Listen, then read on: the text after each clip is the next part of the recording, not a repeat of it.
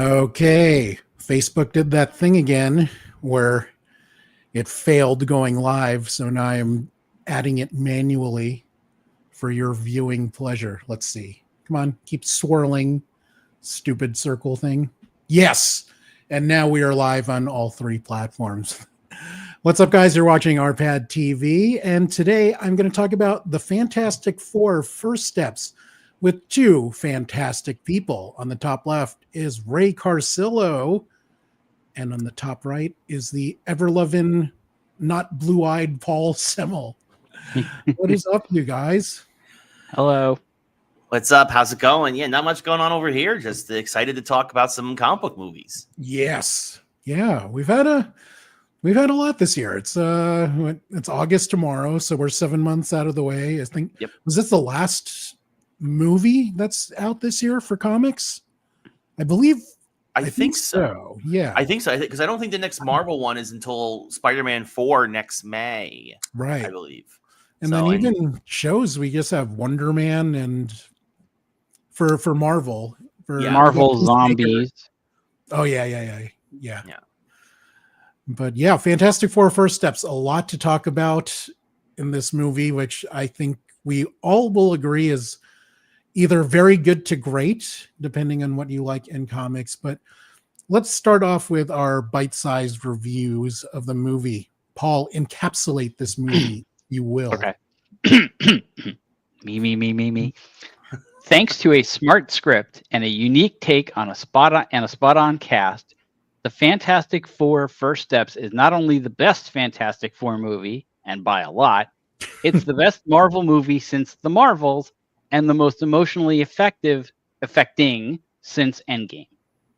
Right on. Ray, give me your bite-sized review, please. Well, I didn't write something to read off the screen before I got here, but so you're unprepared.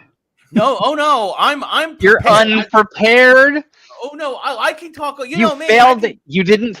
What did the kids say? You failed the assignment, or didn't? Oh no, you didn't understand the assignment. Oh no, he's a comedian. He does improv. Is that what the kids say? I don't need to write down my thoughts to know what my thoughts are. And it was that this movie was phenomenal. And I will actually agree with you, Paul, that it is one of the best Marvel movies. Probably the best, definitely, I would say, of this phase, I guess. Or is this kicking off a new phase? This is the first and only movie. Well, then that's an easy one to say. I can't remember if it's the first of a new one or the last of the last one. But it's definitely the best that we've had, obviously, this year, and I think in a long time. And I definitely think that it made me feel again what the first 10 years of the MCU made me feel. It felt like it could have easily competed with any of those films, and it belonged there. And finally, we've reached that level of quality again with this film. So the next step is for you to sing The Way You Make Me Feel, obviously. So let's get a few bars now. No. I'll sing the Fantastic Four theme from the 90s cartoon, but I will not I will not do that. So I wrote, and unlike Paul, I actually posted it on Blue Sky. The Fantastic Four First Steps is the most accessible movie Marvel has released in years. The writing, directing, acting, and set design were very good to excellent. But, and this is purely subjective here, I like my superhero films nerdier and with more damaged characters. Because I guess I'm just a damaged guy. And I need someone I can relate to. We all got a lot of trauma at this point, Raymond. Yeah. So before we get into the particulars of this movie, I wanted to check out what your background is with the Fantastic Four.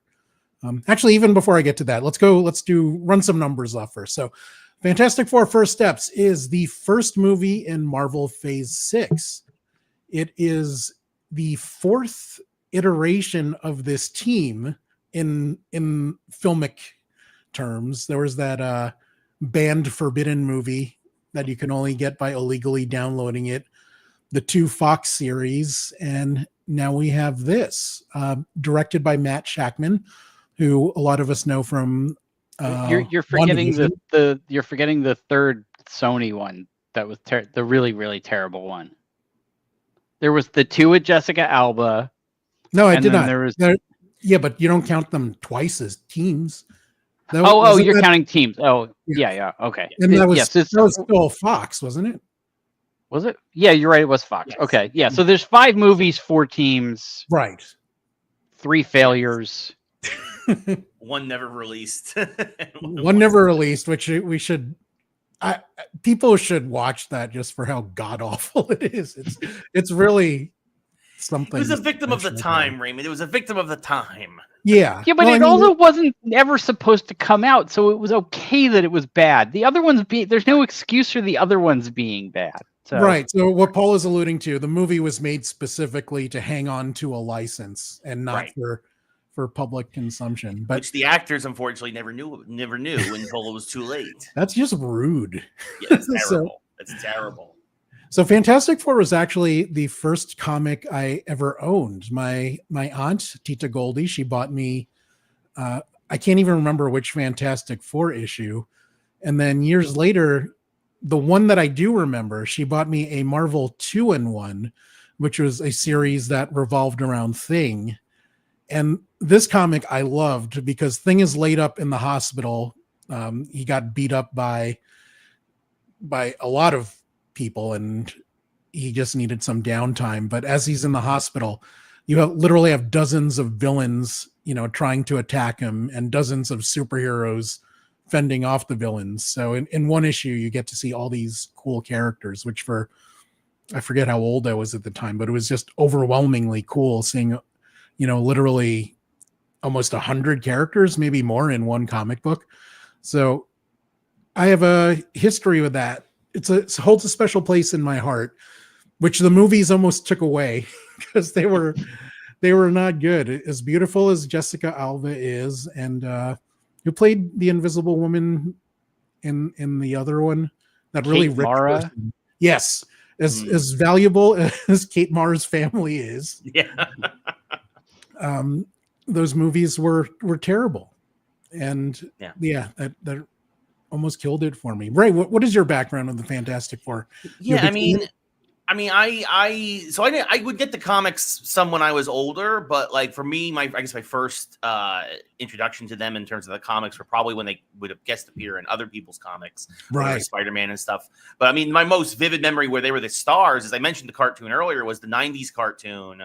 That ran for several seasons. That they had, I think, like a Marvel Power Hour. I think you had like an Iron Man cartoon, and you had a Hulk cartoon that were all actually very good for them. They weren't on the X-Men or Spider-Man level, but were still very good and very representative of the comics of the time. And so I felt that that's kind of where and of course the clip of Sue as Malice in that cartoon is constantly going around on the internet.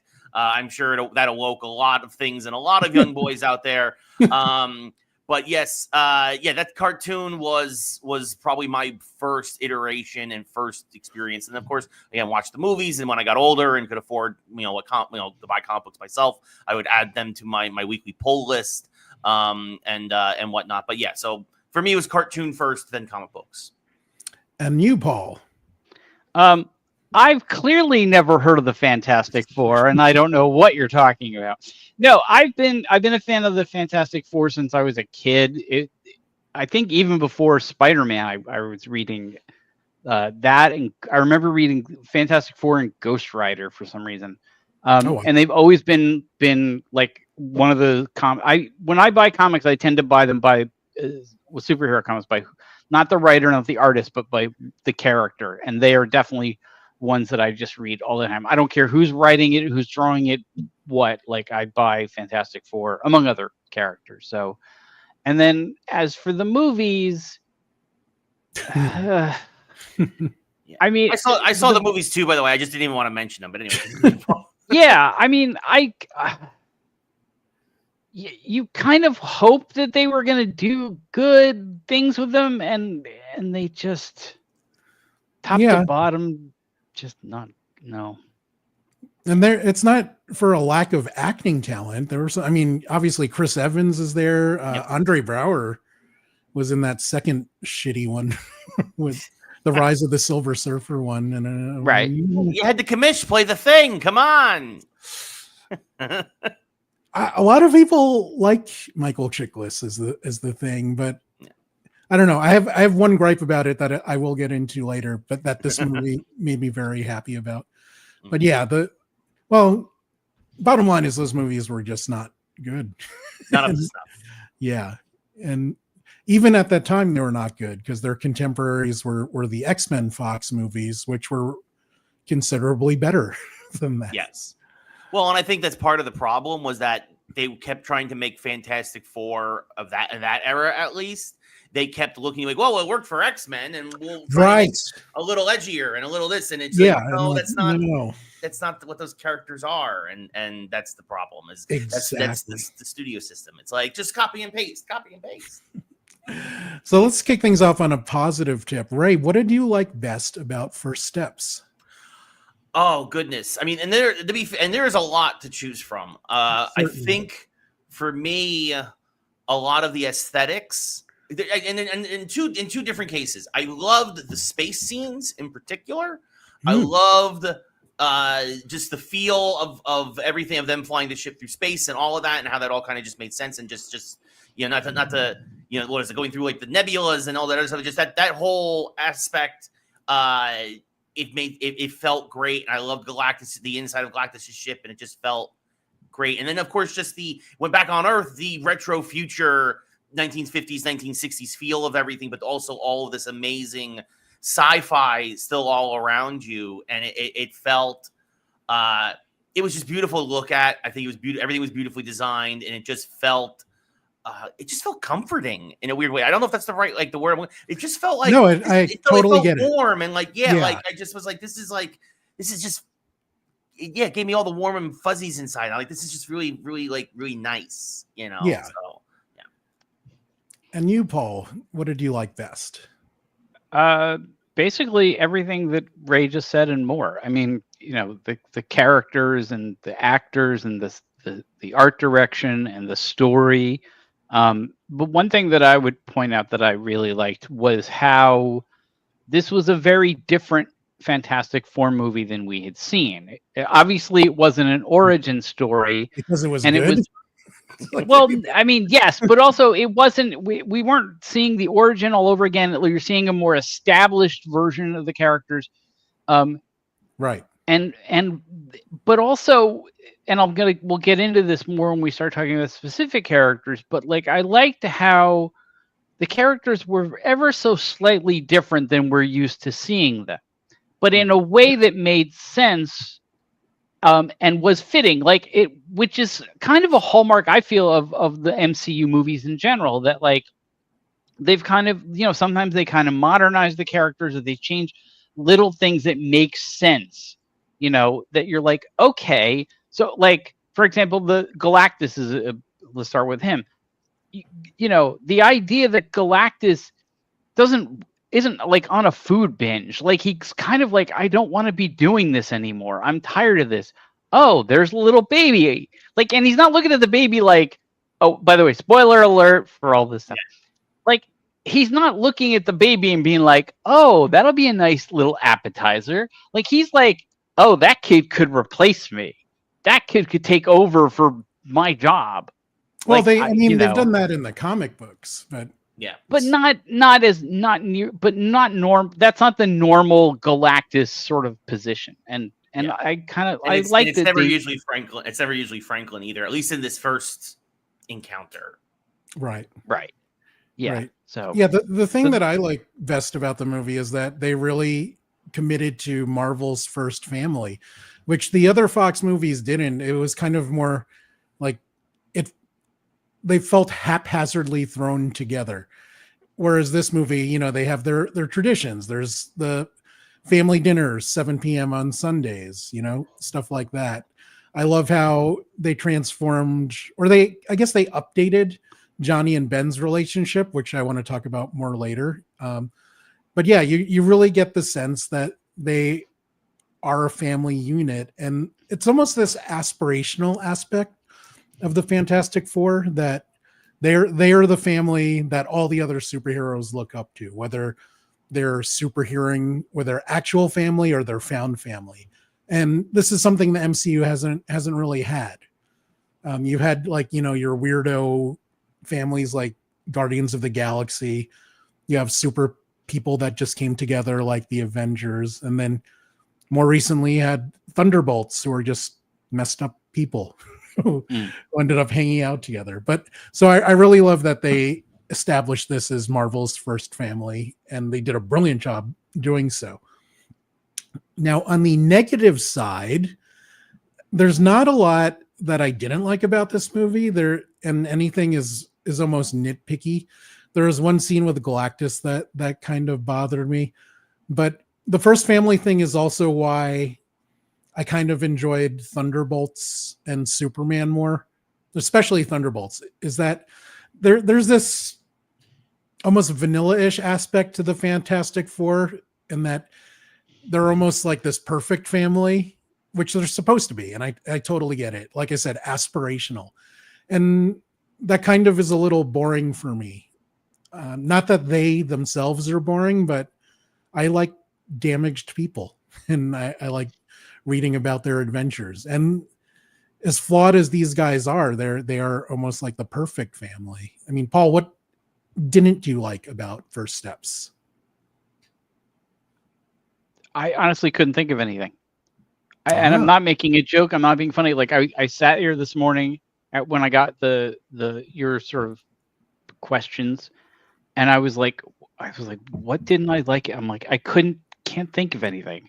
And I actually don't agree with your sort of vanilla thing. Like, I think the conflict within the family was much more subtle than in the past ones. Like, they usually have like the Thing and the Human Torch be sort of like at each other's throats, almost to the point where you're like, are these people like, do they really like each other? Like, and in this, that you definitely knew that they were a family, they got along, and everybody was like, there counter my point. It doesn't, though, because I didn't find it to be as vanilla. I just found it to be more subtle. Maybe, it didn't bother me the way it seems to be bothering you. Right, I was like, I was okay with it.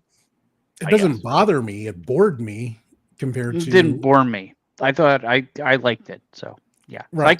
So to answer the question, I have no idea. Okay. I don't know. Ray. No, I think, kind of I guess split the uprights between the two of you. I feel like they nailed the dynamic between Reed and Sue in particular, right? Especially like Reed's not good with people, and right, like he thinks in a way that like offends a lot of people. And I think that's where you had the little bit of family conflict that made a lot of sense and stayed true to the characters, which I enjoyed. And I also did like Ben and Johnny's relationship here being a little more ball busting than really like almost like actual animosity. It felt like, to Paul's point in previous films. I feel like I could have gone with I still could have done with another 5 to 10 minutes though for sure of Johnny and the Thing in particular, of kind of like in fleshing them out just a little bit more. This was and of course, because Franklin is such a centerpiece for this and whatnot, this felt a little more, I would say, like Reed and Sue's movie. In particular, they were more at the forefront. And I think again, splitting hairs, really nitpicking here, maybe a little more balanced. Even I would say Ben's relationship with the teacher, whose name is escaping me, that just felt Mrs. Rosman. Yes. So artificially thrown in there just to give Ben something, right? Like, I feel like you could have done a little bit more with him. But yeah, again, really kind of cutting the cheese real thin here when it comes to what I didn't like. And again, it's nitpicks for the most part. So I agree with you about the 10 minutes. I think the Thing could have used some more development, but I think the Galactus could have used a little more depth. And if you watch the trailers a jillion times like I did, you could kind of see some of the scenes that were cut. Yeah. Some of the lines were really good that were cut too. Like when Sue says, Ben has always been a rock. Johnny has always been Johnny. I thought that was such a great line when they were going over Reed's guilt. Speaking of which, let's break down the 4 protagonists, starting with Mr. Fantastic, Pedro Pascal, playing Reed Richards.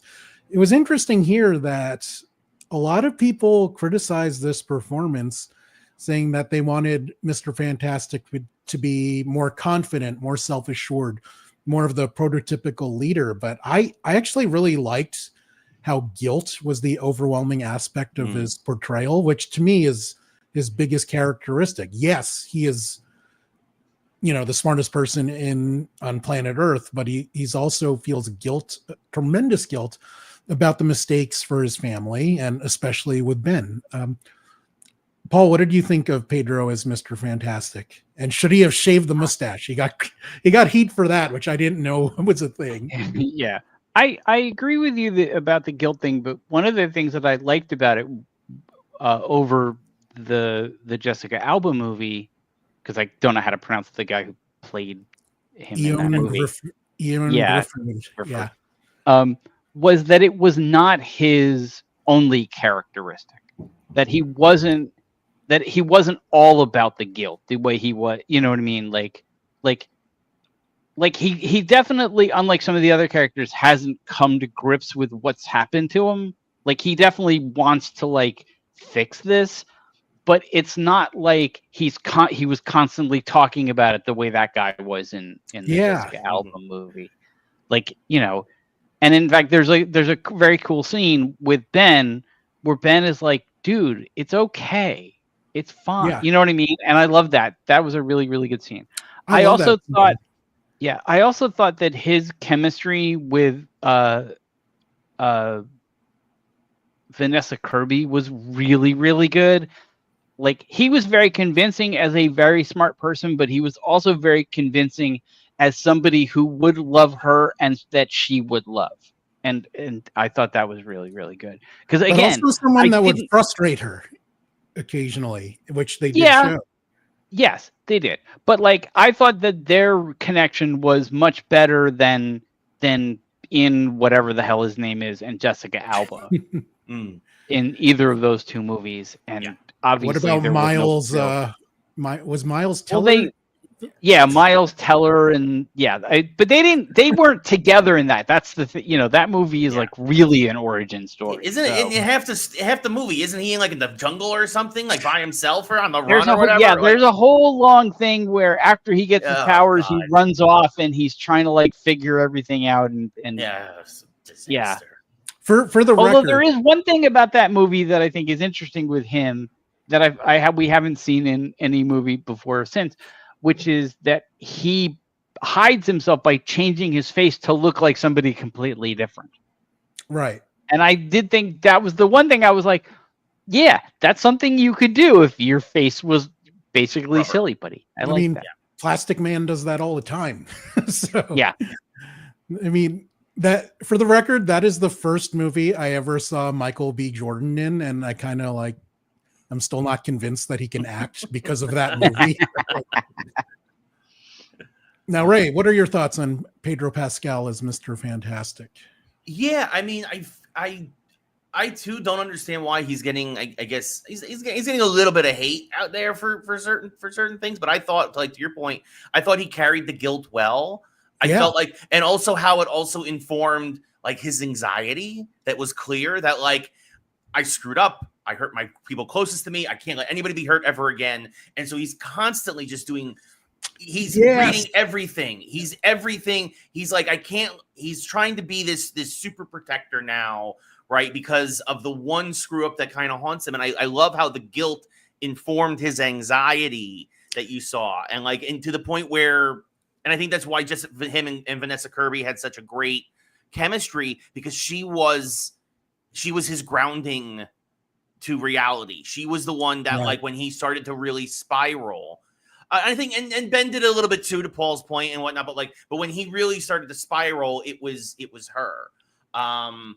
Right. Yeah. When his plan became, I'm going to baby proof the world. Right. Yeah. Right. To the point where he literally was he's literally just the name drop. He's Puppet Masters gang's over there. Wizards over there. Yeah. We're over there. Blah, blah, blah, blah. He's I got it all figured out. And it's she's Reed, calm down. She's calm down. I thought it was just really, and not only again, and plus his anxiety is also being a new, going to be a father for the first time. Yeah. Just the layers of that were just, I thought, really well played. And I mean, My only criticism of Mr. Fantastic was I wish he wasn't so underpowered compared to everyone else. It felt like that's a completely different conversation, and I think Pedro Pascal knocked it out of the park in terms of his performance. Right. I love the point you made about his guilt informing his anxiety, and Paul's point about how Lone Shark Grifford, I'm just going to call him that, how his portrayal of guilt was just one-dimensional and not very believable.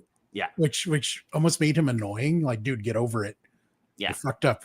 Like, whereas like Pedro's portrayal of it was very layered and nuanced and relatable.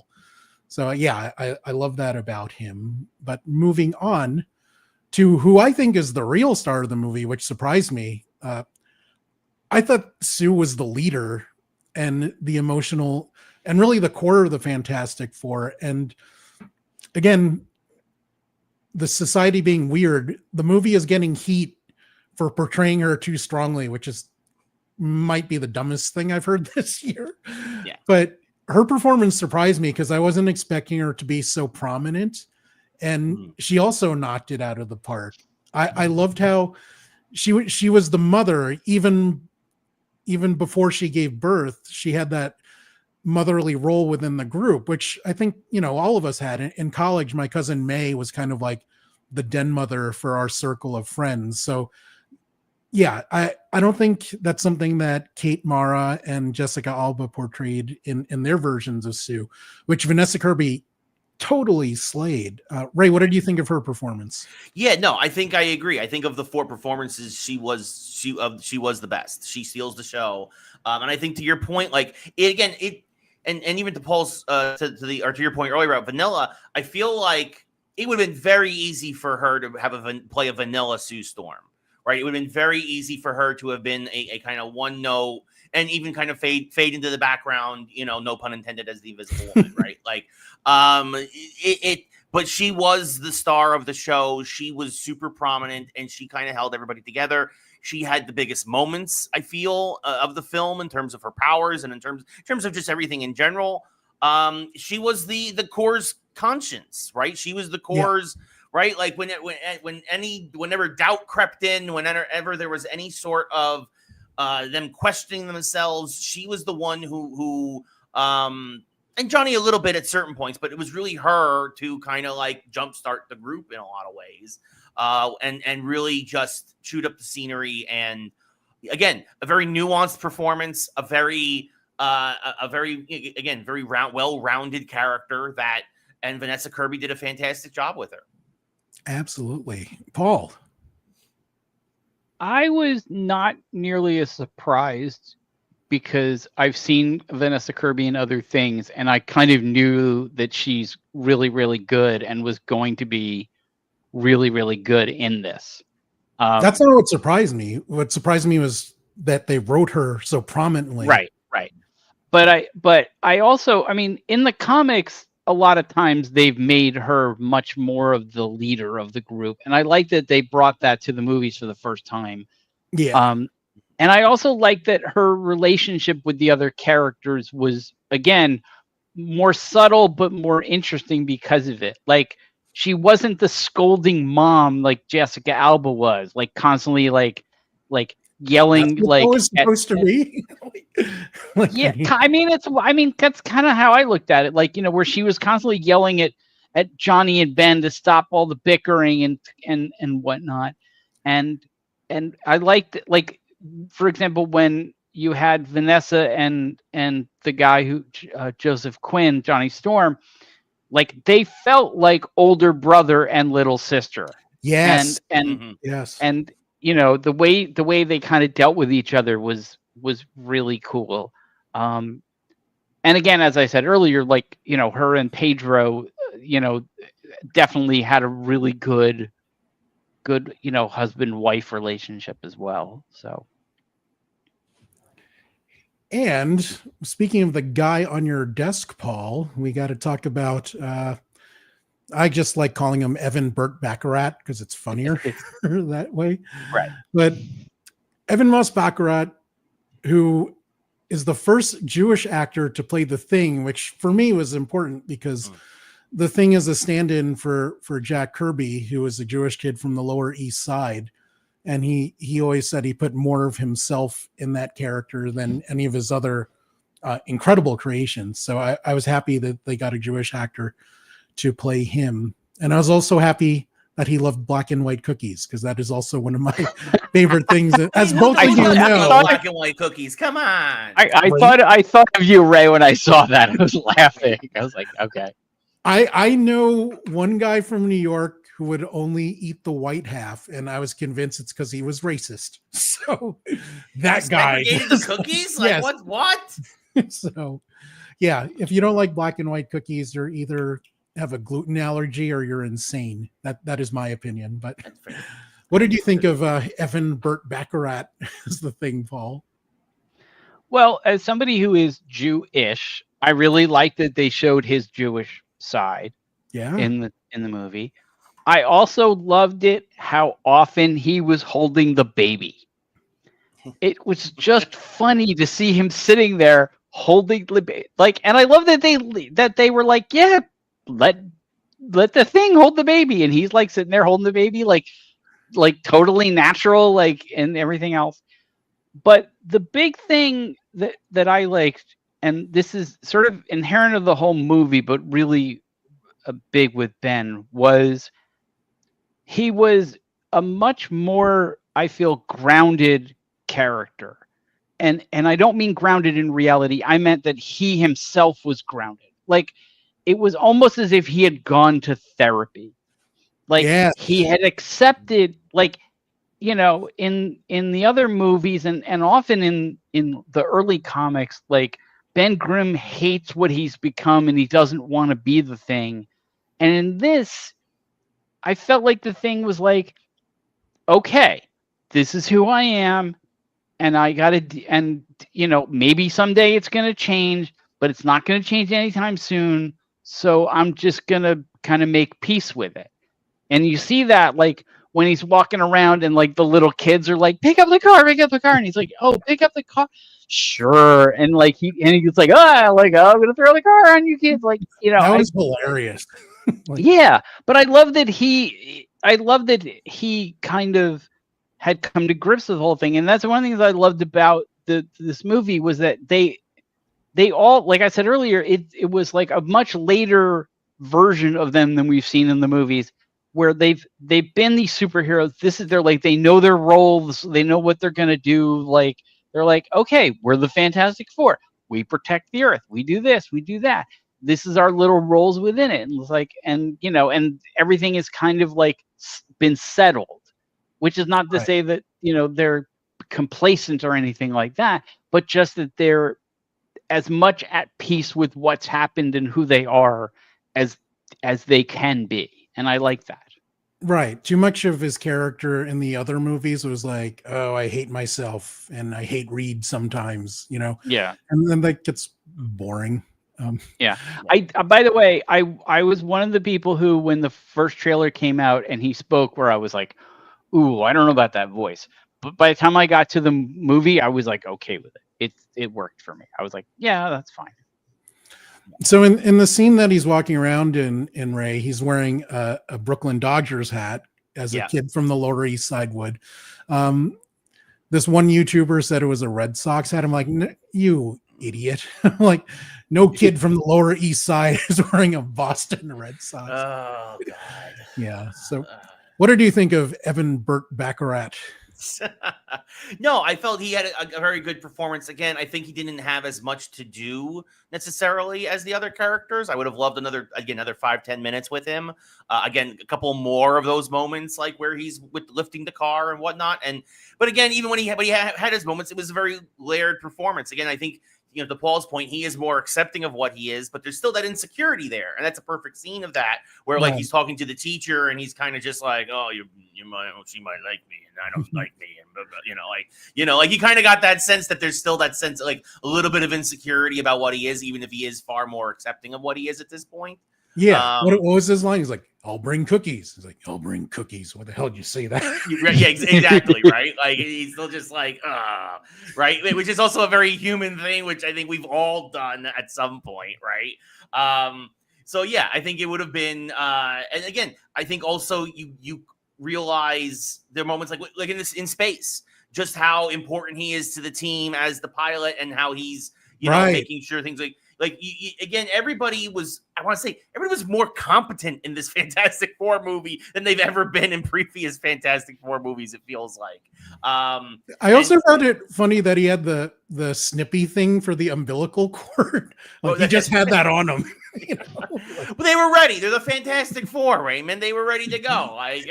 Because that if you want to get into one logical loophole, I guess it's like, she's 8.5 months pregnant. We're gonna go on a months-long space journey. Right. She might give birth up here. That was like the one thing where I was kind of like, okay, that's kind of funny. She's gonna give birth in space, but yeah, no, I thought he was great. Again, I thought everybody was great. I really, it's hard to knock him. Again, I would have just loved a little bit more of the Thing in this, and that's like my one little criticism of the film. So I agree. Yeah, I would have liked, as you mentioned earlier, his relationship with Miss Rosman kind of seemed like slapped on, and I'm sure there were more scenes of that filmed. I'm a big fan of Natasha. I would have loved to for her to get more screen time, but she was named that because Jack Kirby's wife was named Roz, so that was a little homage to her. And she actually, when he first started creating comics, she inked a lot of them, which is a very cool thing for a couple to do. Yeah. The couple that makes comics together stays together or something. And thank you, Bonanza. Yes. So last but not least is Joseph Quinn as the Human Torch, Johnny Storm, who until 2 weeks ago I didn't even know the guy was British until I watched the press tour. I'm like, whoa, why is he speaking all funny? Oh, that's what he sounds like. So we've mentioned a few times earlier, but I love that his relationship with Ben was more playful and teasing, whereas the Chris Evans one, I'm like, you're just a dick. This is cruel, and this was more, they jabbed at each other, but there was clearly love there that you would have for her brother. So I love that they updated that relationship. I also like that they made him smart as opposed to, just bringing along my wife's brother for this spaceship ride, which never made a lot of sense to me. Although the one nitpick some people have was with his role in the movie was that why did he spend all that time doing, this language breakdown work where Reed could have programmed a thing in 2 minutes and figured that out. Yeah. There are also scenes where it looks like he was being filmed on Zenla, and they took that out of the movie. So maybe there was even more of that. But yeah, I'm not sure. I liked his character in general. I like that he was smart and he had more of a purpose on the team aside from being Sue's brother and annoying Ben. He contributed something, and I thought he was funny. I like when Johnny speaks in the third person, just like Ben. Ray, what did you think of Joseph Quinn? And did you know he was British? I didn't realize he was British either, but that makes a lot of sense. I mean, look, I saw him in. I remember his performance in Gladiator 2 as the twins and as the twin emperors, and he killed it there. And I think he did a great job here. I think with Johnny, I agree. I thought it was kind of funny that the language scene where, like you said, Reed could have made something in 2 minutes, but it was him trying to be thoughtful in a very Johnny way where I know this is going to recreate me a lot more work, but I know Reed is super busy. He's like, I'm smart enough to do this. And also his own insecurity. It's like, I need to be helpful. I need to show I belong here. I need to show why I'm on this team.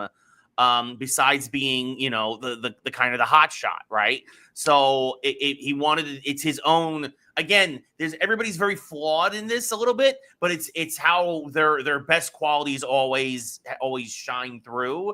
And I think in here too, it's him trying to show that I'm surrounded by the smartest man in the world, right? My sister's giving birth to a god baby. Right, the Thing is this massive, strong monstrosity, and and he's still also trying to figure out as the youngest of the team where he belongs in the team, not just in the world, but in the team as well. And I feel like that was an important scene for him, even if I agree it would have just made more sense to just make Reed do it. But I at least understood the character's motivations for it. Absolutely. And again, it also shows, and they even tease his selflessness, right? Like, even though I kind of figured what was going to happen, but again, spoiler alert. At the end of the film, he's like, basically, he's ready to sacrifice himself for the good of everybody. Like, he's ready to die on the sword. And again, maybe that's a little bit of the folly of youth with him, but it felt great. You know, it felt like that was what Johnny Storm would do. That is who he is. And he's done it in the comics. You know, I thought Joseph Quinn did a great job. I thought the way he was written was great. I thought, again, I appreciate that he also was smart too. It wasn't just like a old school womanizer just chasing every girl in the galaxy, right? Like, although I did think it was funny that he was chasing the Silver Surfer, right? But there's still a hint of that. But it wasn't his predominant characteristic, right? Right. And I think that's important. And yeah, again, I thought it was great. I thought he did a great job. And I think that he was, again, they took really great care to write these characters in just a great way. Ray, did you ever see this short movie called Hardware Wars, which was a spoof of Star Wars, and it wasn't done. Heard of it, but I've never seen it. I know what you're talking about. So there's the scene where they have their Obi-Wan fighting off Vader, and they're like, "You guys go without me. I'll be okay here." And you know, the Han Solo and Luke are like, "Oh, what a martyr! What a martyr!" Yeah. So when Johnny was about to sacrifice himself, that popped through my head. Yeah. So, Paul, what did you think of Joseph Quinn? And did you know he was British? I knew he was British because there's a very cool video of him backstage at a Metallica concert where they thank him for the scene in Stranger Things, and they give him a guitar, and then they jam on Master of Puppets.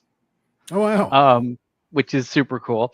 I agree with everything that you guys said about him. How it was cool that he was a lot more intelligent in this especially than the movies, but even also I think than the comics. In fact, I think of all the characters of the four, he was the one that was most different from his usual comic book characterization, but not in a but in a way that, like, it was more like things in the comics were amplified. Like, he was more intelligent, but he wasn't like super smart like Reed.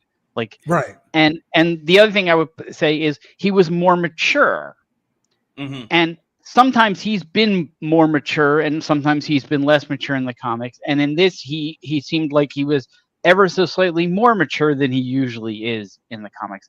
And again, I like that because it seemed it fit with what everybody else was going with, where like I said, you know, more mature, more grounded, more accepting kind of group. You know, like we're catching them in the mid.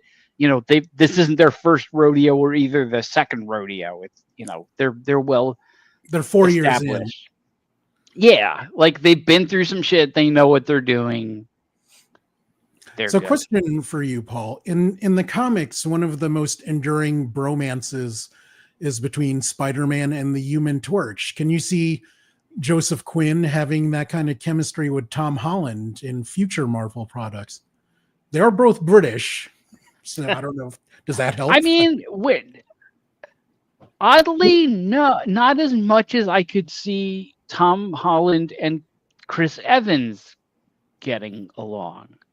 But the age gap now kind of makes it right. But I'm just saying, like no, I don't know. That's an interesting question. Thank you. I thought of it myself. Yeah, like not nearly. I mean, I don't know, but I look at Tom Holland Spider-Man and see him getting along with everybody. He just seems like such a likable version of that character that I don't see him like going out to dinner with Sue Storm, Vanessa Kirby, and like talking philosophy and that kind of stuff. But like I can see them, you know what I mean? Like, I don't know. I don't see not nearly as much as like some other versions of the character. And I think there's probably versions, different Spider-Mans who I could see being even better with Chris Evans, like Andrew Garfield. Like I could see that Spider-Man and Chris Evans like having that Spider-Man relationship. I see what you mean there. Like tonally, but I also they seem can't. like a better match. But now that you've sort of said it, I also can't see Tom Holland Spider-Man and Ryan Reynolds Deadpool having the same kind of relationship that they have in the comics. Yeah. Oh, for sure. I think I think he would be overwhelmed by Ryan Reynolds. I don't know, tomfoolery. I guess you could call it. Yeah. Well, and that's kind of why I hope in next year's Spider-Man film, I hope that we kind of get. He kind of grows up a little bit, and he kind of becomes more of the quippy Spider-Man that we're more and that could hang with the Human Torch or Deadpool. Because I agree with you guys. I don't think Tom Holland's Spider-Man actually would fit with he wouldn't fit with Logan, wouldn't fit with Deadpool. I don't think he's weirdly. No, I see him at this point being more like friends with like Kate Bishop and Kamala Khan and like the younger Avengers, the younger crowd. And part of it is he does have a unusual baby face. He's in his 30s now, right? Yes. Tom Holland. Yeah. But he still looks like 12. So. Yeah. So that line about tomfoolery, random aside, it reminds me of this Tommy Lee Jones story where this was during Batman Forever, where they were filming the movie, and Jim Carrey spots him at a restaurant, goes up to him, and he said Tommy Lee Jones just turned white, grabs him in like a bro hug, but then Tommy Lee Jones says, "I hate you and I cannot condone your idiocy."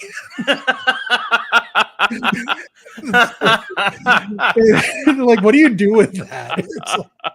That's good. I like that. But apparently he really did despise Jim Carrey in that whole movie. So wow. Very weird. So let us do some promo breaks. Guys, if you would like to support RPadTV, there are lots of ways you can do it that are all in the Facebook and YouTube descriptions. We have some cool new shirts on Amazon, including one that Paul should be wearing. You should wear that next time. I have to wash it first, and then I will wear it. I'm not going to wear it on the show. That's like wearing an Iron Maiden shirt to an Iron Maiden concert. No, that's if I wore it on the show. You can wear it on the show. So we have these certified guapo shirts. We have these I Have Friends Everywhere, which I made specifically for Mac because he is a big Andor fan and he has friends everywhere. And we have this one, which is a tribute to Filipino Americans, Joe Coy, Olivia Rodrigo, and Haley H. Lee Seinfeld, as she was once Chiron. So if you would like to support the site, please consider picking up some of these shirts. Paul, what is the latest on your website? Okay. So, as always, lots of good book stories. Earlier this week, I put up an interview with Wendy N. Wagner. She has a new horror novel out called Girl in the Creek, in which a woman goes looking for her lost brother in the woods and instead finds lots of other bodies along with some unidentifiable mushrooms. This is like her fourth book, and she's really, really good. So I'm excited for that one. Next week, specialize in fungi horror, or is that? No, I mean she definitely does write stories that take place in like the outdoors. She lives up in Oregon, like near Portland area. So, and she likes to go hiking and she likes to go running, and she talks a lot about that in the interview. And so there's always like lots of woody stuff in her stories. I've also got an interview next week with J.C. Morris. He has a survival horror novella called We Like It Cherry, in which a guy goes to the Arctic to document a previously unknown tribe of people. And of course, it goes horribly awry because if it went well, there wouldn't be a point to the book.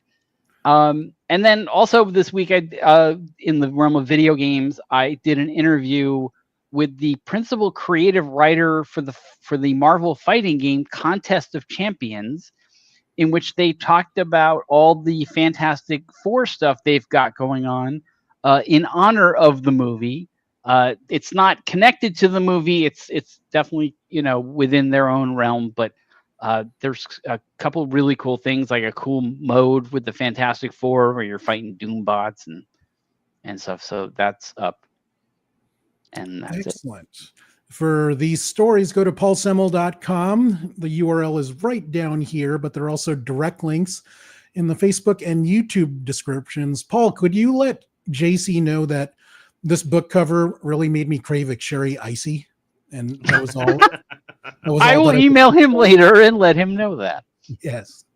Ray, what is new with your stand-up? You got any shows coming up? Yes, Saturday night, I will be back at the Ice House in Pasadena. I'll be doing 10 minutes at 10 p.m. There in the California room. Very excited about that. Tickets are still available, but they're starting to sell quick. So if you want to get on board, you can go to the Ice House's website. It's part of the Laugh Bomb show on Saturday night, again, 10 p.m. in the California room. 2-item minimum is enforced. Can't do anything about that. Sorry, folks. But no, come out. I got some new material that relatively new. I did it last week at Yamashiro here in LA, which was my first time working there, which was phenomenal because I've never done comedy on top of a mountain before, and it was a phenomenal view. And I appreciate everybody who came out to that. And that's the place above the Magic Kingdom, Magic Castle, right? Yes, like all the way up. Like yes, yeah, okay. Yes. I walked that hill once. Ooh, that is a steep hill. That is a steep hill. Who was chasing you? No, there was a Maxim party at Yamashiro. That makes sense. And I decided that the line with cars was insane. So I went and I parked my car at the bottom of the hill at a parking garage, and I decided to walk up. And the worst part was I got to the top, and they said, "We're sorry, no walk-ups." What? They're like, no walk-ups. They're like, you have to go back down the mountain and drive up. And I was like, oh, dear God. So I start walking down the hill. And all these people start asking me, like, hey, what's going on? And I tell them what's going on. And they're like, was the line, blah, blah, blah. And then at one point, this guy, I don't know if you guys, do you remember Simon Rex, the actor? Yeah. So Simon Rex sees me and he says, hey, what's going on? Can you tell us what's going on with the line? And I tell him. And then he said, and I explained to him that I have to walk all the way down to get my car. And then he goes, do you want to just get in with us? And I'm like, okay. This is the funny thing. I live in Simon Rex's old apartment. And a month after I moved in, which is like 25 years ago, mind you, I got a card in the mail addressed to him from his dentist saying that he had an appointment, that he needed to make a new appointment. 2 nights later, I go to a party and Simon Rex is at the party. So I walk up to him and I say, this is going to sound really weird, but you need to make an appointment with your dentist. And he's like, what? And I'm like, I live in your old apartment and this came in the mail today. And he goes, oh, okay. But he didn't remember that when he saw me at the Maxim party, and I got in and I started talking to his friends, and I'm like, by the way, we met before, and I tell him and his friends this story, and they're like, that's hilarious. And then when we get to the top, I get out of the car and I end up walking the red carpet with him. And I look down the red carpet and there's Dave Itzkoff, my editor at the time. And he's like, what the hell? And I'm like, no big deal. Hollywood Paul Semel doing it again. Yeah. I miss those days. So, anyway. So, guys, if you want to keep up with Ray's stand-up, follow his Instagram page. He posts his latest dates. He posts some clips. And he performed at Yamashiro recently. Stay tuned for his next gig on Mount Everest. Yeah. Where he will continue his mountain. No, much more. We're back at sea level with the Ice House. So. Hey, Everest, you got to do it.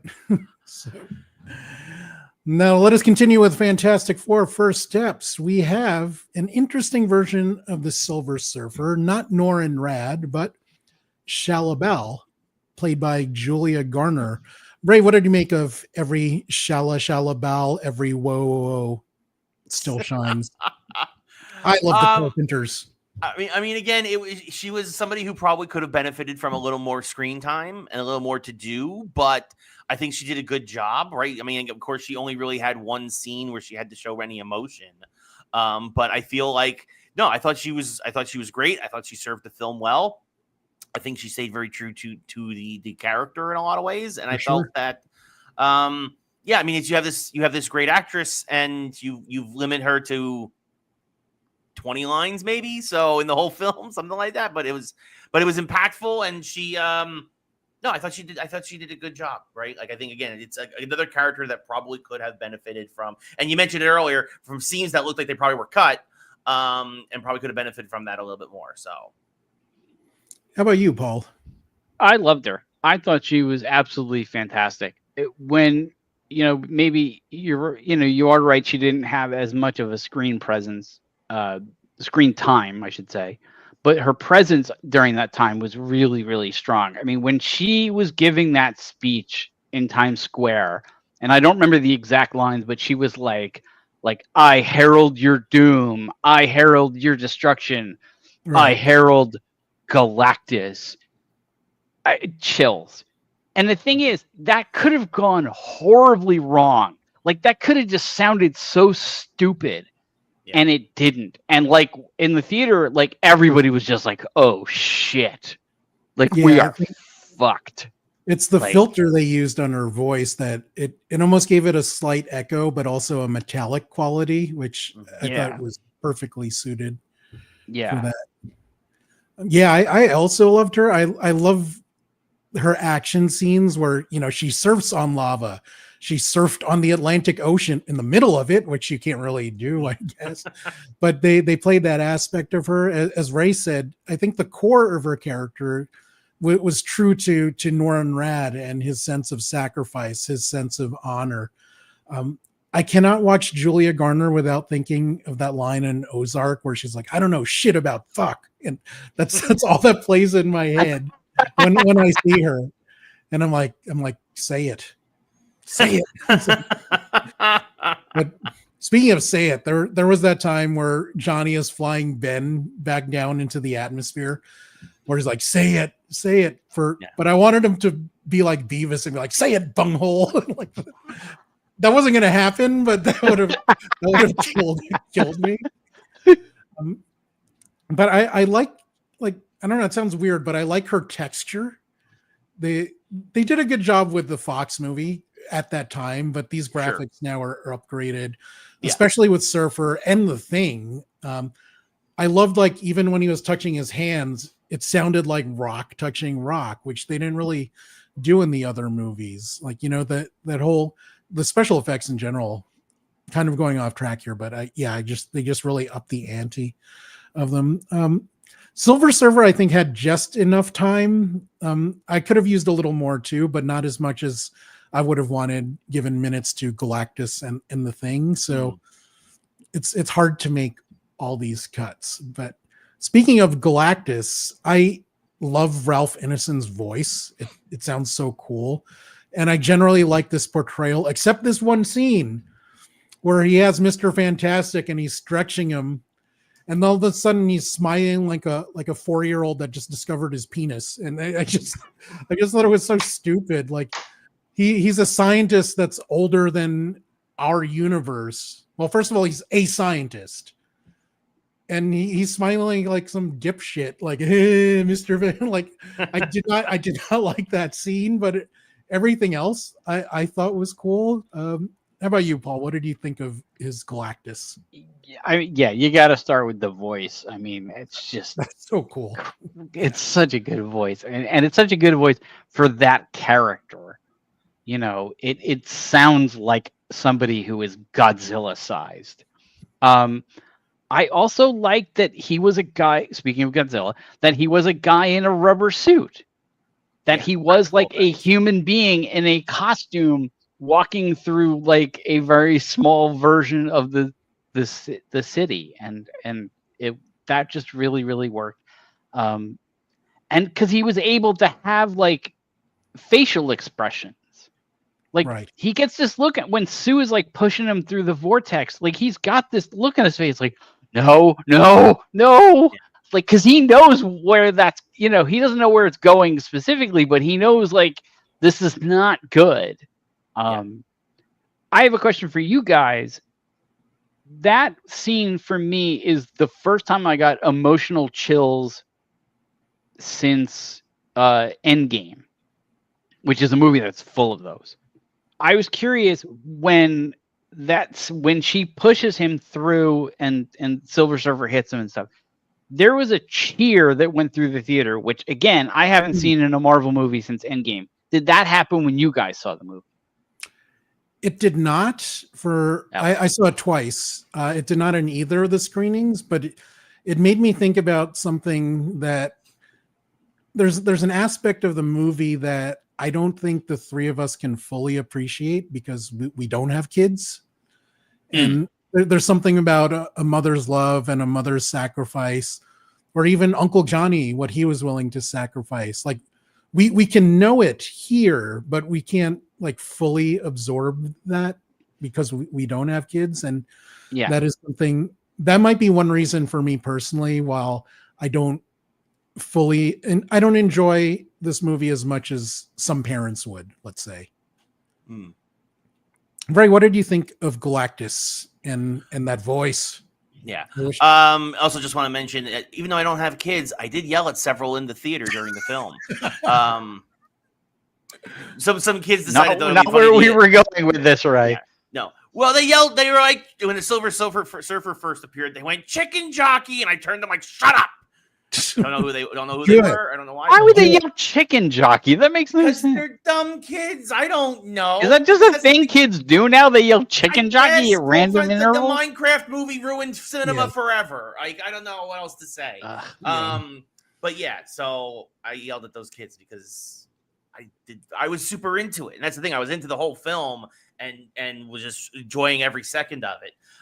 Anyway, back on track. I thought Galactus was great. Again, I think to your point, Raymond would have loved a little bit more with him, a little more development. I do like there was, especially when he got to Earth, there was those nuances that Paul mentioned, where it was, and right before he steps into, like, where he just stops himself when he realizes that Reed is about to trap him, right? And he's like clever, or I forget what he said exactly, but he said something clever insects. I think. Yes, that's what it was. Clever insects. Yes, and it was like, and then. I think, and I took the smile as something different when he's stretching Reed. I looked at it as he was being a little sadistic, right? Because like almost as if he's like, how far can you stretch, right? Like that's kind of how I looked at it as, even though obviously he doesn't say anything like that, with that little smile. And I took that like that, just that nuance of like a scientist dissecting a bug, like a scientist. They have fun doing that. I mean, I don't know. Some of them do. I mean, I don't know, like, or cutting open a frog or something. Like, I don't know, but like, and then I looked at it like he was almost like looking at it almost more like that than a 4-year-old playing around. And I felt like, I think Innocent just brought a lot of nice little nuances to everything. Even when he's talking about his ceaseless hunger and why he wants Franklin. So I think that's I thought it was great. Two follow-up questions on Galactus for you guys. There was a brief scene where he's walking up to the shores of New York and he sees the Statue of Liberty. And I almost was thinking, is he going to J.D. Vance the Statue of Liberty? Like, he almost had like, he was going to be like, how you doing? Like, did you get that vibe at all? Either of you? No, that was just me. No, I didn't know what he was doing. I was like, what? Is he going to try and fuck that thing? What is like? No, that's not exactly. Okay, so not just me. No, see, to me, I looked at that and that made me think of Invincible and the Omni-Man scene, where it's like, look what they have to do to replicate our power, and it's like, to him, it's like, this is the biggest they can build, like, and it's like, but this celebrated statue is so beneath me, like literally beneath me, like. Okay, that's how I looked at it as. I can see that, and totally forgot the other follow-up question, so I'm gonna skip it. We can come back to it. Yeah, another small role. We had a few minutes of Paul Walter Hauser, who I find endlessly entertaining, partially because he's a wrestling mark like me and Ray are, as Harvey Elder, the Mole Man. Paul, what did you think of his brief role? Did it add to the movie? Did you find him funny? I thought he was very funny. I mentioned earlier that Johnny Storm of the 4 family members was the one that was the most removed from the comics, but not by a lot. Mole Man was very much removed from the comics, but in a good way. I kind of liked it, especially because if they had made him like in the comics, people would have been like, oh, they're just ripping off the Undertaker, whatever the guy's name was from The Incredibles. The Underminer, which I think Underminer, yeah, thank you. But yeah, I thought it worked, and I thought it was interesting that they made it more like a social and political thing with him, where he's like, hey, there's like all this people living below. You treating us like crap. We gotta do something about that. And and then the fact that they brought him back and he helped save lots of people was I thought was a nice little turn for that character. Right. And he was very funny, that guy. I mean, I've seen him in other things. He's very funny. That was good. How did you enjoy his performance, Ray? Yeah, I think Paul Walter Hauser is a treasure. I think he was phenomenal. I wanted more of that. I would have loved to have actually seen like a longer clip in that what was it, 4-minute the montage, origin story montage, yeah, where like you actually see them fighting Mole Man and him actually having a little bit more, again, a little more screen time, a little more lines. I felt like and again, showing the nuance of Reed, it was the one time we really ever saw him get angry was at Mole Man, and it was the two of them arguing each other because it's clear Reed knows that Mole Man has a crush on Sue, right? And it's just like it's so funny to see these two guys who are clearly the smartest people in the room, just like basically kind of having like this like dude bro standoff, like, stay away from my girl, dude. And he's like, what are you gonna do about it, bro? Like, that's what it felt like to me. And it was like, I love how he poked fun at all of them, and he's like, don't be mad, Johnny, I didn't dress you.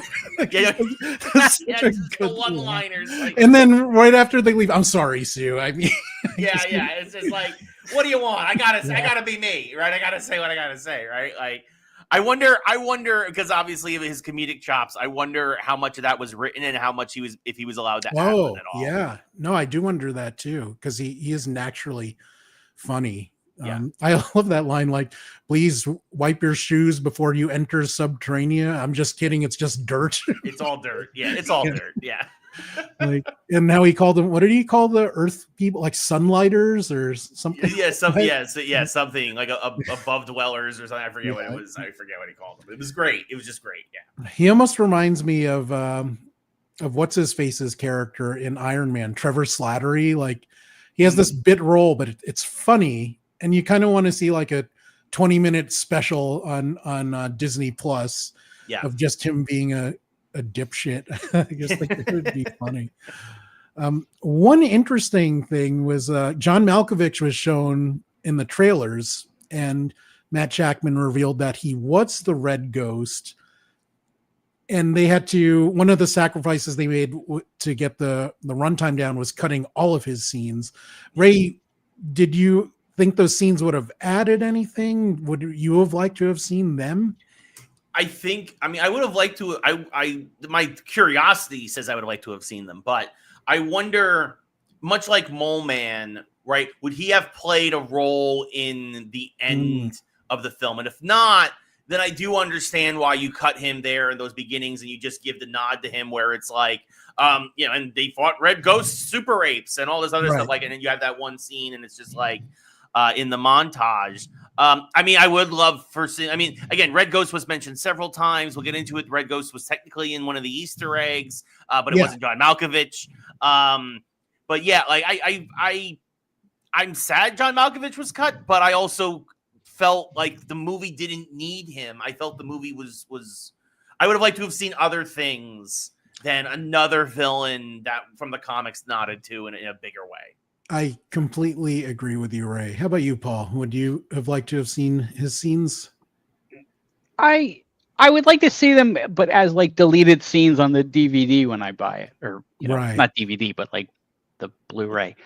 I don't imagine that him being in there would have added anything, and I think that you guys, I could see, like, if you're going to add, I don't really think you need to add a lot to this movie. And if you do, it would be just more of what's in there. Like maybe a little more of this, of Galactus and maybe a little more like we didn't really get a scene as much where Sue and Ben interact as much. Maybe a little more of that would have been thing. I think adding Red Ghost, I don't know what the point, like, but it's hard to say without knowing what the scenes are. Like, we may see those scenes and then be like, oh man, that totally would have changed everything in this, so it's hard to comment on that. So a few asides, there were actually some Sue and Ben scenes that were deleted that hinted at that he had feelings for her at one point. Oh, no, don't like that. Okay. Well, I mean, that's a throwback to the very early comics, right? Like, but I definitely think that was the right move, is to cut those. I'm with Paul. Yeah. I don't think, I agree with you guys that I don't think this would have added much to the movie, but there's still like 5% of me that wanted him, because Red Ghost is a Russian villain, and I wanted him to use his accent from Rounders, his Teddy KGB, and like very aggressive. Kid has alligator blood. Like that would have cracked me up and almost have been worth a waste of time. Ray, something you talked about earlier were the set designs and the costumes, which I think we all agree were phenomenal. Paul, let's get your take on this first. What did you think of the sets and the costumes and the general vibe of this, almost like this positive 60s vibe that they're going for? Well, what's interesting to me is it didn't look like the 60s. It looked like what people think the 60s looked like. Like it's sort of like an exaggerated version of the 60s. And in some respects, it looked like what people in the 40s and 50s thought the 60s were going to look like, And one of the things that I thought was very interesting is, in the beginning, they say this is a different Earth. Right. They never tell you when it is. Is it 1960 in their world? Or is it now? It's not. I mean, because some of the things they use, like they show Ben holding a Life magazine, which was actually a copy of an issue from, I forget the exact date, like 1960. Right, but did you see when the date was of that issue, though? That's my point. No, the cover, you don't see it there, but it's the actual Life magazine is from the 60s. Right, but my point is that, like, I didn't know whether, like, this is supposed to happen at the same time as everything else in the MCU, or if this happens in 1960 relative to the MCU. That's what I just didn't know. Because how do they? Because if we're gonna get them in Doomsday or whatever the heck it's called, like, do they go somewhere different in time and space? And people have done things in the past where it's been like, what if the aesthetics of the 60s kept going? I mean, that's the whole thing with the Fallout games, is like everything in those games is like, what if like the oh God, what's the word? Not avant-garde. There's a term for that kind of aesthetic. Like if that had kept going, like, cars with fins on it and things like that. Right. Yeah. So that's exactly what I was getting at. Like, I don't think it was supposed to be like a faithful recreation of the 60s, but I think it was supposed to be the 60s viewed specifically through the lens of the World's Fair, which was, I think, 1964 or something. Yeah. Like that. So that's the vibe that I was getting from the set design. Yeah, the retro future feel. Yes. Yeah, retro. There's a term for it that I just can't think of. It's like avant-garde, but it's not. Avant-garde makes me think of Yoko Ono making funny sounds on records. No, I know what you mean. I forget what the term is, but no, it is supposed to be the 60s. One of the papers or one of the headlines had Kennedy mentioned in it. So there are hints, like the Paul Gilbert show is Ed Sullivan. Right. And so things like that. And plus, if you go from when they got their powers all the way through the post-credit scenes, that's an 8-year span right there. Yeah. So yeah, and there's going to be timey-wimey shenanigans, of course, but yeah. I just the set design is one of my favorite aspects of the movie. I was just floored, as Ray was saying earlier. But Ray, can you expand on why you enjoyed it so much? Yeah, I mean, I just felt like it felt familiar, but a comforting sort of different, right? Where again, kind of like it much like the film itself, there's this positivity that just permeates it, and you even can get that down to the technology and everything around it, and I mean you've got, I mean that's the thing, you've got faster than light travel, right? For them to get to Galactus's ship, it takes them a month, but they're going at faster than light speed, right? Like they mentioned that a couple of times. That's what FTL stands for. Okay, wait, I got to call a timeout. So, yeah, and the second time I saw the movie, when they said you have to get to the FTL, what is the term they use? The FTL engine, right? Right. So the guy like behind me was like, fuck the land. I'm like, oh no. I'm like, you're so stupid, but that was so funny. Oh my god. But like again, they keep us on track. The whole space stuff I loved. I love them going through the wormhole, right? Trying to shoot the surfer in the wormhole. That whole sequence was just great. And then the gravity well, and then just and again, I think like it was still grounded. Again, like again, Ben walking down Yancey Street and everything. It felt like old Brooklyn, and then you have FTL travel, right? Like, so it's just this beautiful blending of a hopeful future with a very realistic and grounded past. And the costumes were great. I mean, I think everybody looked great. I know there were some folks who would have preferred a more comic accurate costumes for the 4, but I liked I saw a lot of people out there who would have liked to have seen instead of blue and white, maybe blue and black. I've seen a lot of people out there would have liked to have seen some more variations. But I was perfectly fine with the costumes. Well, in the origin montage, they did have the black collars in those. So, and their costumes have changed over the years in the comics. So, yes, many times. To me, that made sense. That they, yeah. But there are some folks who, people on the internet love to complain about something. Yes, they do. But again, I think everybody just, it looked great. Down to the smallest extras, and the reporters at the press conference, even like it felt like everybody's apparel, everything made sense. Yeah, and even small things like Sue's hairstyle for most of the movie was mid 60s, but when they have the post-credit scene where she all of a sudden had Barbarella's hairstyle, which is like 1969 kind of deal. So that I love that also.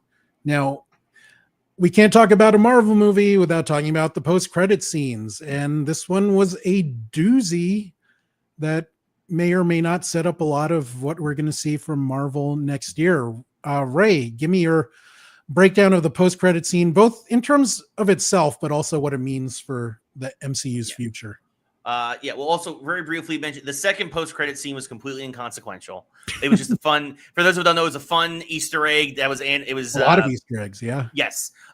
Fun Easter egg laden thing that was paying tribute to it was a 70s cartoon for the Fantastic Four, where they didn't have the rights to the Human Torch because Universal had those rights for, I'm not going to get into it, but it was a cute little nod for those who know the Fantastic Four and Marvel. But it gave us Herbie, so that's cool. Totally. Yes, who, by the way, we haven't even talked about. Herbie was an unsung hero throughout the film. A nice little extra sprinkle of comic relief.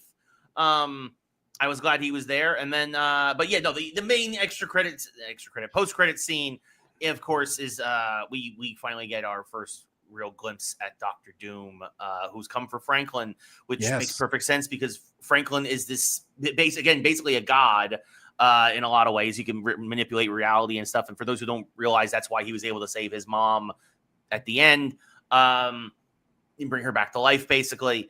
And Doom wants him for obviously some variety of nefarious purposes, but it was a tease, but it makes perfect sense that Doom. And my only question is does the Fantastic Four know who Doom is at this point, right? Because again, also there's a big jump. You mentioned it, Raymond. This film covers a huge time period. The first 4 minutes covers 4 years. Then we have 2 hours of this one adventure, and then they said that the post-credit scene starts with 4 more years later. Right. So actually, I think it covers 9 years actually at that point, because there's a year. It's actually 9 years, because between at the very end, I think they do when they go back on the Gilbert show, it's a full year has passed. So like we're now celebrating 5 years of the Fantastic You're right. Four. No, you're right. You're right. So almost a whole decade passes over the course of this film to push us into the 70s. We believe in this time period. Have they fought Doom before, or a version of Doom? Because it has also been confirmed that is Robert Downey Jr. as Doom in that scene, even though we still see his face or really hear his voice. Yeah. I mean, yeah, we needed something to start setting up Doomsday. We knew the Fantastic Four was going to be a huge part of it. We know that, like, for the next big movie, Secret Wars and Doomsday, the Fantastic Four are going to be heavily involved. It makes perfect sense. My only real questions around it is this their Doom? Is this a different Doom? Right. Paul mentioned, is it timey-wimey, time and space both being bent here, or what's going on? But I'm excited. This phase has kicked off in a big way. And finally it feels like the MC, again, knock on wood, because it felt like they were getting back on track a couple of times and then didn't. I hope that they're back on track now with this. So the Latveria exists in Earth 828, which is the Fantastic Four First Steps world. Yes. They no-showed in Future Foundation, which is their version of the United Nations. Yep. But yeah, you made a great point that we don't know if this is their world's Doom or another Doom. We don't even know what he's doing. Maybe he just showed up and be like, "Hey, kid, fix my face." Like we don't know. Paul, did you see the post-credit scene online? I know you walked out in the movie. No, I stayed this time. You're thinking of Superman. Oh, Superman! You missed the Superman is the one I walked out. No, I did. I saw both of them. The thing that struck me about this scene was that he had his mask off. Mm-hmm. Why? He's supposed to be all scarred and ugly, and yeah. Well, that's the thing. It was interesting because the kid wasn't like. It's not like the kid was freaking out. The kid was just sort of sitting there like, okay. Like the kid wasn't freaked out. He wasn't, crying or anything like that, which Dr. Doom is supposed to be like at least as scarred as Deadpool, maybe more, maybe less, depending on the different variations. Yeah. So it was interesting. Like, what does it mean that he has his mask off? Because he doesn't normally take his mask off. And this is one of the things about having Robert Downey Jr. in these movies is, again, normally Dr. Doom doesn't take his mask off. So, but you can't waste that face. Right. Right. Yeah. You don't pay Robert Downey Jr. just to, be in a movie and not have him show his face, So I don't know. I don't know what it means. Although what it also did for me, and this is something I was thinking about before that scene, during the credits, before that scene came, was I feel like there's space for another movie before we get to Avengers Doomsday with the like it seems like there should be another like Fantastic Four movie, and I like, in a weird way, there was a part of me that was almost sort of waiting for them to come out and go, hey, we're really glad that everybody loved this movie. By the way, in 6 months we're going to have a second one that we shot at the same time. Right. Yeah, I mean, I understand, but also their whole slate was messed up because of Jonathan Winters, so I don't fault them for right. anything. Like, yeah, he will be Jonathan Winters forever. So yeah, maybe it's like, hey kid, can you make me handsome like Iron Man? That's why he showed up. He's like, that guy's handsome. This is how Robert funny Downey would it be? Jr. Make me look. Yeah, exactly. Yeah, he's like, okay, so this is the guy named Robert Downey Jr. Okay. It's like when how funny would it be if that was what that scene was all about? Like he's holding up a picture from like that movie where he's with Mel Gibson and the elephant or whatever, and he's like, yeah. Oh, that airplane movie? Yeah. I saw that in theater as a kid because this girl wanted to see it. Yeah, I know what movie you mean. God, he was so young then. Yeah. But yeah, it almost reminded me, did he show up and have like in that scene in Deadpool where he has Hugh Jackman's face stapled on his face. Like, he's like, kid, do this. But yeah. Yeah, I'm excited for it. I love that it was that scene was filmed by the Russo brothers on the Doomsday set. Yeah. Which is it seems quite apparent that the Fantastic Four's living room was made to be like their meeting space for that movie. Because even Vanessa Kirby was like in interviews, she was like, this living room is like way too big for 4 people. Like, what is the deal? It's like there clearly are other reasons this room is as large as it is. I'm like, oh yeah. And they changed the color scheme too in the post-credit scene. The sofa is now orange, and the TV is fixed after Sue's little tantrum. Well, after 4 years, you're gonna upgrade. Yeah. I don't know, man. I should get new carpet. I'm just too lazy to do it. Well, we're also not worldwide famous superheroes like the Fantastic Four. Yes. You brought up a point that we did not talk about Herbie enough. So let's do that a little. I love that his eyes were like reel to reel tape cassettes. It reminds me of an uncle I had growing up who's no longer with us, but he had this killer audio setup, and he had reel-to-reel tapes, which if you've never heard, they're like the audio quality is phenomenal on those, but it's also like big chunky reel-to-reel tapes. So it's tremendously impractical, but yeah, it just reminded me of him. I kind of like how he had roles basically on whatever anybody needed. He was the furniture assembler. He was the babysitter. Johnny almost treated him like a dog, like scratching his head.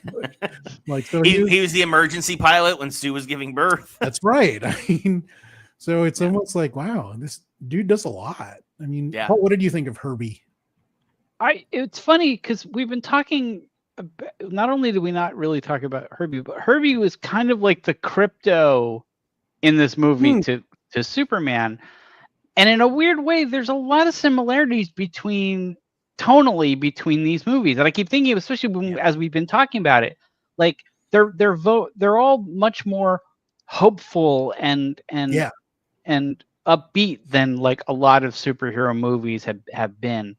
And again, like with Crypto, I think they used Herbie just enough. I thought he was genuinely funny when he was trying to be funny.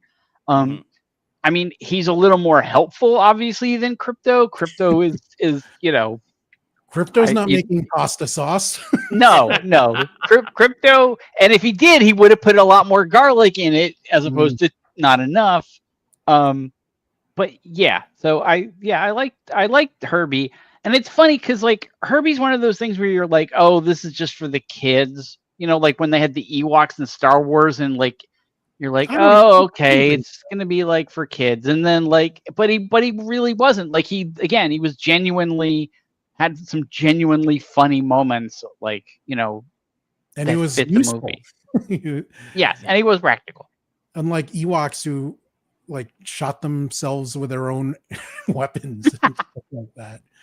I was just the one guy. Ray, tell me more about your thoughts on Herbie. Yeah, I mean, I loved Herbie. I loved the fact that they went back and they brought him into this, right? Because it's gonna be very easy to not have Herbie, right? Again, we mentioned it earlier. He was a replacement for the Human Torch in the 70s cartoon because of rights issues and all this other stuff. I mean, and he's had a little bit of a resurgence in Marvel Rivals because he drives the payload in Midtown. Yeah, I mean, I think it made sense. I think that especially for somebody like Reed to have a little robotic assistant, for them to have a little like robot butler kind of thing that can kind of do a variety of tasks and can kind of assist the team in a variety of ways. I thought they did a great job with him. Again, his design was wonderful, and I felt that it was cool to see. It was cool to, again, in a way that they paid tribute to the entire history of the Fantastic Four as much as they could. Again, to the point too where they named the universe after Jack Kirby's birthday, right? Like it. So, yeah, I'm really happy that they gave him as much respect as he did, because as much of a genius as Stan Lee was, sometimes he overshadows other creators that are equally important, Jack Kirby being foremost among them. Some people forget Steve Ditko was even involved with Spider-Man because of Stan Lee. Not because of him, but because of people's fandom of him. Yeah. And I'm a massive Jack Kirby fan. I love his weirdo characters like the New Gods and stuff like that. So that made me very happy. Let us close out this video with the thing that I hate, because people want to treat comic books like the goddamn Olympics. So let us compare Fantastic Four First Steps to the other Marvel movies this year, but also Superman, because it was released fairly closely. Ray, how do you want to compare this to those movies? I think this was the best of the bunch. Like, hands down, by far. Like, if I'm looking at like Captain America, Superman, Thunderbolts, Fantastic Four, I'm actually doing it in that order, where Captain America was like maybe a 5 or a 6, and then Superman was maybe a 7 for me anyway, and then Thunderbolts was like getting closer to an 8, and Fantastic Four is like a 9. Like, that's kind of how I feel. I felt it was the best of the bunch. I felt that, especially when comparing directly to Superman, I felt the stakes a lot more in this. I felt the emotional weight of a lot of the moments, whereas I feel like Superman, unfortunately, kind of suffered from James Gunnism, which is that whenever things start to get emotional, he tells a joke instead. I feel like he also, I mean, again, I don't want to turn this into a Superman bashing thing, but I have a whole page here where I could absolutely tear it apart. I know you do. It felt like, you know, whereas Superman also felt like Superman wasn't always the star of the show, right? Like, I felt like at times Superman was getting overshadowed, although I will say, funny enough, both films had tremendous female leads. I think Rachel Brosnahan is the best Lois Lane we've ever had. And I felt, obviously, we talked about earlier, Vanessa Kirby was amazing. Captain America had a whole ton of issues that we've talked about ad nauseum. I think some of the cuts they made, also partially because of the marketing, that your big reveal for Red Hulk was basically spoiled by all your PR and marketing campaign. But again, also, people probably would have gotten to see this movie had Harrison Ford as Red Hulk not been shown off. So you were kind of caught between a rock and a hard place.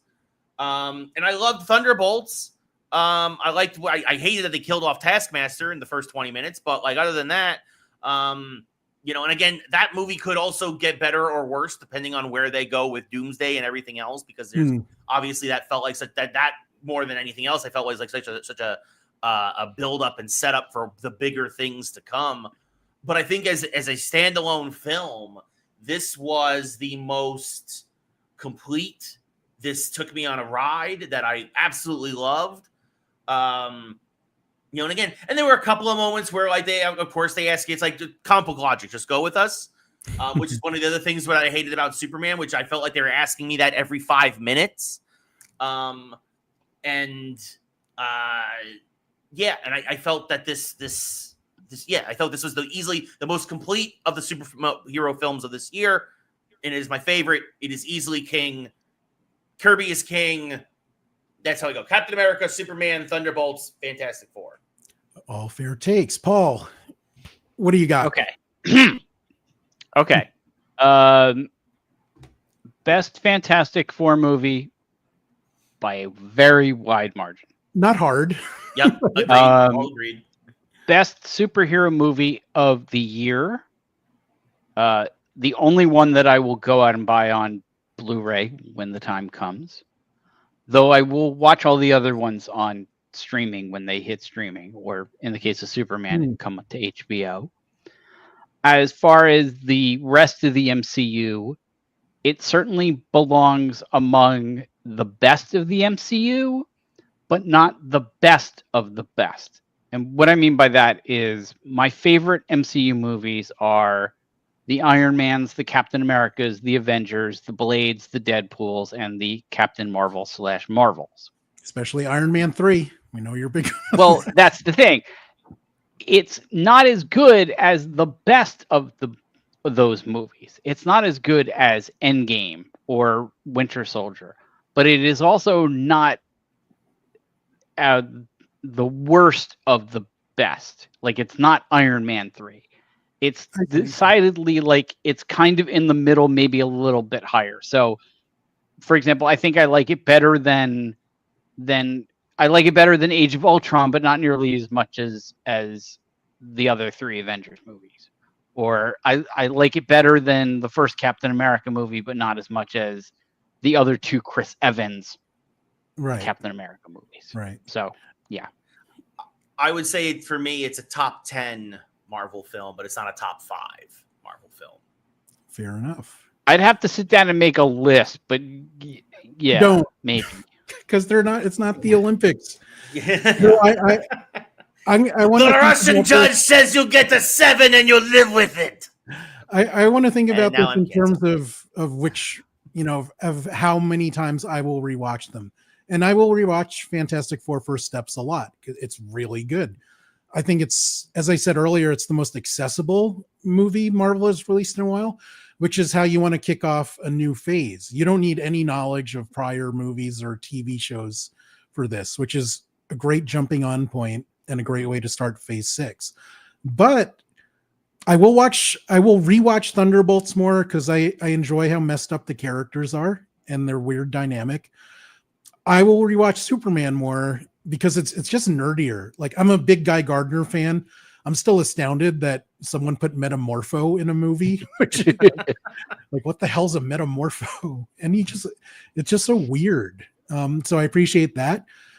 Brave New World, unless I'm detained by ice and trapped in a little room and they force me to rewatch it, I'm not watching Brave New World this year, maybe ever again. But yeah, that movie, the best thing about that movie is that Seth Rollins was cut from it. So and that's all I have to say about that. So that will put a cap on our coverage of Fantastic Four First Steps. Really enjoyed this nerdy conversation. I love the vibe we have. So I love talking about nerdy things with the two of you. We will be back soon. If I can get ready to come a week earlier, we are going to review Happy Gilmore with Mac, Happy Gilmore 2, now on Netflix.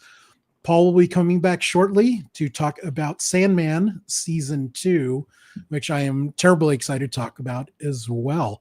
Thanks for watching RPadTV. Follow us on Instagram. Go to paulsemel.com and buy some RPadTV shirts on Amazon. Thanks for watching. See you later. Now I'm going to make the heart.